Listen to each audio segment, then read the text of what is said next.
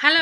అందరూ ఎలా ఉన్నారు? నేనైతే చాలా బాగున్నాను. ఈరోజు మా ఇంట్లో స్పెషల్ పచ్చిమిరపకాయ, టమోటా రోటి పచ్చడి అండ్ వెజిటేబుల్ బిర్యానీ. ఈ రెండిటి కాంబినేషన్ చాలా టేస్టీగా ఉంటది.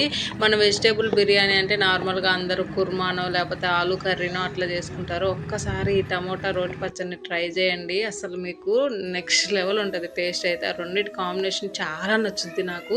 మేమైతే ఎక్కువ చేసుకుంటాం అనమాట. వీక్లీ వన్స్ అయినా సరే ఇట్లాగా వెజిటేబుల్ రైస్ అండ్ పచ్చిమిరపకాయ పచ్చడి చేసుకుంటాము. దాంట్లో కొంచెం నెయ్యేసుకొని తింటే ఆహా! అనాల్సిందే. మా పిల్లలు కూడా బాగా ఇష్టంగా తింటారనమాట. చాలా సింపుల్ చేసుకోవడం కూడా. పచ్చిమిరపకాయలు, టమోటాలని మంచిగా వాష్ చేసి ఆ తర్వాత రోట్లో వేసి అవి మెత్తగా నూరిన తర్వాత ఉల్లిపాయ అండ్ 2 వెల్లుల్లిపాయలు అవన్నీ వేసి ఉప్పేసి మంచిగా నూరుకోవాలి.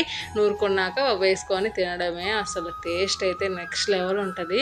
మీరు ఇంట్లో అయితే ఖచ్చితంగా ఒకసారి ఈ కాంబినేషన్ ట్రై చేయండి. మీకు డెఫినెట్‌గా నచ్చుతది.